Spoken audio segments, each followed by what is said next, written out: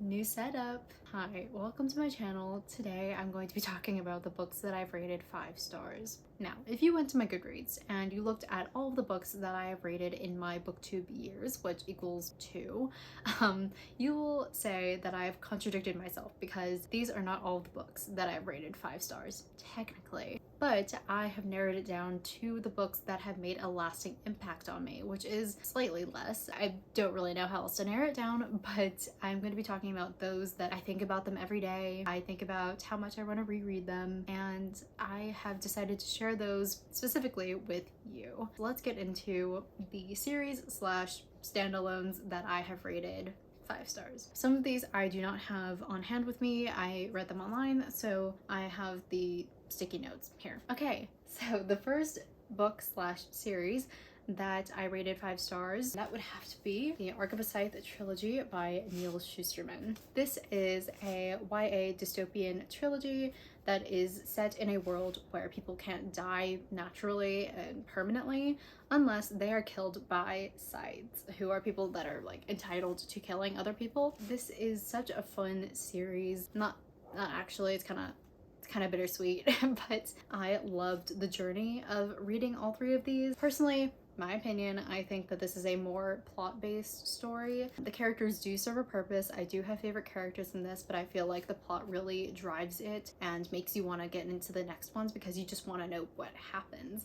And this is what really drew me in with the first book, especially the Thunderhead, which is the middle book. And this is going to be like the most unpopular opinion out of the entire series fandom, but I think the Thunderhead was slightly less just because I don't know why, honestly, because I read that like 2 years ago, but The Toll made me cry.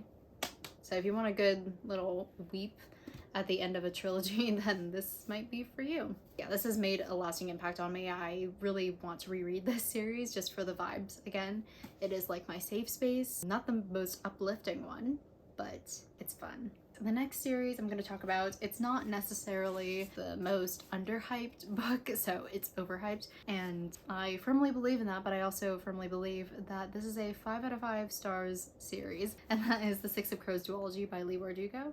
Like, okay, quick synopsis. 6 teenagers, they go on a heist, they're trying to kidnap someone from a very high security prison. This is all to secure this very magical drug that enhances magical people's powers. You got the best found family trope I've ever read. You have such lovable characters. You got some enemies to lovers in there. You have 2 boys who are just so sweet, flirty, sweet, all the things, and then you have a very complicated relationship at the forefront. So I think this is a great series to get into YA fantasy slash like steampunk vibes. There's a lot going on. Crooked Kingdom, which is the second book, it made me sob at the very end. I have reviews for both of these books, but in the Crooked Kingdom one you can see a live reaction to the ending of this book. That is all I'm gonna say. This is a very beloved series to me. Moving on. So the next one I'm gonna talk about is Heartstopper by Oseman. I wasn't originally gonna put this on the list because I felt like this was just an implied, a given, inferred 5 stars. I thought that this is just the most obvious 5 stars in the world, and to me, it is. Let me just read this because I feel like this does a lot of justice for the book. Boy meets boy, boy meets boy, boys become friends, boys fall in love. What more can I say? I just love Nick and Charlie. That's all I can say. Next, Daisy Jones and the Six by Taylor Jenkins Reid. It's about a fictional 70s band called The Six and then a solo artist, a rising star in the industry, Daisy Jones. When they clash, they make great music. There's a little bit of like tension, but romance, question mark. This is gonna be an adaptation. I'm not ready. My heart is not prepared for that to happen, but I'm so excited. This is just a great interview format book that I think deserves all the stars in the world. Next, The 7.5 Deaths of Evelyn Hardcastle by Stuart. You have this guy, he wakes up in the woods, he is hungover, he is injured. The catch is that he is not in his own body. This is someone else's body that just happens to be left in the woods to die. And then this guy, he sees a woman getting murdered, well, first chased, then murdered, and then the murderer comes up behind him and is like, go this way, which is north because he has a compass. So he goes to the mansion that the compass leads to. He's greeted by a ton of people within the mansion. Does he fall asleep or does he die? I don't know. But he is stuck in this constant time loop of the same day, and he's also switching bodies with a ton of people in the mansion. And while that is all happening, he has to solve the murder of Evelyn Hardcastle, who is like the heiress to the mansion. It is super confusing. There are a lot of rules that come with this book, so it is a lot to absorb, but it is the most fun that I have had in years. So I would really recommend this. It's a really trippy and sometimes dangerous murder mystery that I just very much enjoyed. All right, let's keep going. The Bridge by Bill Konigsberg. Before I talk about this book, I want to mention the trigger warnings that come with this. So you have lots of mentions of suicide and depression because that is kind of the driving force of this book. So just to keep that in mind. The Bridge is about these two kids who are on the Washington Bridge. You follow 4 different timelines, all in separate sections of the book. You follow a timeline where the girl jumps, the boy doesn't, the boy jumps, the girl doesn't. Both of them jump, and then neither of them jump. So you have a lot going on, and you're just seeing how different their lives would have panned out, or how different the people in their lives, how their lives panned out after deaths. Of course, at the end, you see how they fare when they don't take that jump, and it is really a heartbreaking but beautiful story. It depends on which part you're reading. All in all, such a great read. I think it's super underrated. I don't really see that many people talk about it, so go read it if you're prepared for it. If you're not, then don't. But if you are, please do. Next one, These Violent Delights by Chloe Gong. This is a Romeo and Juliet retelling set in 1920s Shanghai, and you have 2 rival gangs. The 2 heirs of the gangs are the Romeo and Juliet of the story, and these 2 have to work together to fight this paranormal monster that is kind of roaming the streets, making people claw their throats out. It is surprisingly gory, but it has a ton of angst. This is an angst-packed book. Yes, it is enemies to lovers or lovers to enemies to lovers, but it is just so full of character dynamics, and the whole monster element is added, and it really does amp it up a bit. So I think this is such a cool concept to begin with, but also Chloe Gong in her debut novel does so well to incorporate all these different elements, like a little dash of Romeo and Juliet, but also really adding her own take on that story. Please go read this book if you want some fun. The last physical book that I have to talk about is The Poppy War by R.F. Kuang. You can see in the last video where I talk about it in more depth as I go through the process of reading it. You can see all of the tabs that I put in this book. It really has consumed my life. The Poppy War, I can't really talk about it that much without like really giving away a ton of the plot. Essentially, you have Rin, who is from this very impoverished town. She does not want to get married. Like, she just knows that it's not going to be the life for her. She is going to want to avoid that at all costs. To do that, she goes and studies for this gigantic test, the Keiju, and goes off to Sinigard Academy, where she learns all the militaristic aspects of life, and she garners some power along the way. That's the aspect that I did not expect. For some reason, I just didn't read like the last paragraph of the synopsis. Whoops. Anyways, this was just such a dynamic book. You go through like 3 years in these 500 pages. There's just a lot to absorb. It comes with its own trigger warnings, of course. I think every single person that I've seen talk about this book has mentioned these trigger warnings. There is a lot of graphic violence, brutality, torture in the last half of this book, so I would really check into those before reading this book. It was just such a fun ride. I loved reading about Rin's journey and her character, and I'm just super excited to get into The Burning God and the Dragon Republic.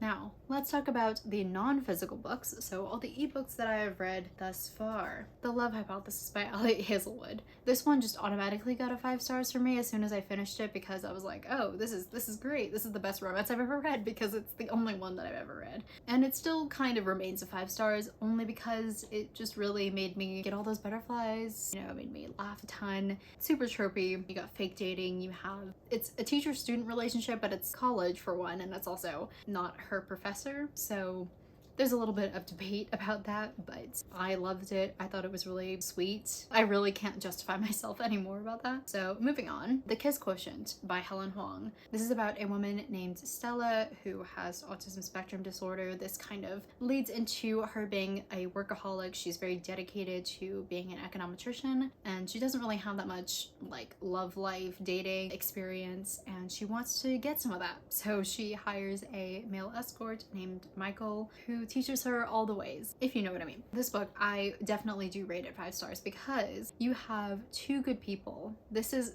something that I didn't know I needed in my life. So you have two good people, two characters who are just genuinely good human beings, and they become a couple. It's instant like chemistry. It makes me happy. I just love seeing two good people get together. It just makes me so happy. This is the main reason why I liked the Kiss Quotient. The plot is there. It's not really there, but it's there. That's really not the reason why I've rated it 5 stars. It is strictly because of Stella and Michael alone, but also together. That's all I have to say about the Kiss Quotient, is that it's just so character based, and I love it. And next, The Cheat Sheet by Sarah Adams. I'm losing my voice because I've been talking for so long. You have Bree, who is a ballet teacher, and then you have Nathan, who is a pro football player. These two have been childhood best friends for forever, and they've always just stuck together. Nathan kind of goes and dates off and on, but he always ends up going back to Bree because Bree is the nicest person that he has had with him, like including his girlfriends, because all of them are super mean to her because they think that she's a threat to their relationship. This just is, it's really cheesy. I get it. This is the reason why people don't like this book, is because it is cheesy, but that is the reason why I loved it. It did not take itself too seriously with all the tropes. Again, they are two very good people. I love Bree. I think that she is just a bundle of joy. I would love to have her as my best friend. And then Nathan is the sweetest guy ever, so automatically perfect pair. It really gives you a great ship that you can fully support because it's not toxic. Next, It Happened One Summer by Tessa Bailey. All right, I was not expecting to like this book as much as I did, and I was not expecting for Brendan, the male love interest of this book, to be the book boyfriend that I need in my life. So you have a crab fisherman named Brendan, who is super grumpy, broody. You have Piper, who is a socialite. She is a social media influencer. She is kind of regarded as being super dumb, and she's basically accused of being a bimbo at the beginning. She goes to the small town, as you do, and goes to the small town to kind of rethink her life choices because she gets arrested in the beginning of the book. You just see Piper and Brendan, they're definitely not clashing. Well, they're clashing like in the antagonistic way, so they don't like each other from the beginning. But then they realize that, hey, maybe we're judging each other a little bit too harshly. I really just loved the chemistry between Brendan and Piper. I thought the commentary on being a social media influencer and just kind of the impact of popularity, I loved that part of it. I thought that that was well done by Tessa Bailey. Anyways, it's getting dark outside. Let's wrap this up. The last one I'm going to talk about is a book that I just finished this morning, and that is Dear Enemy by Kristen Callihan. I wasn't sure whether to talk about this because I think it's still too fresh in my mind, and I've also been thinking about other things today, so I couldn't really focus on my thoughts for it, but it's going to make it into this video. You have Delilah, you have Macon.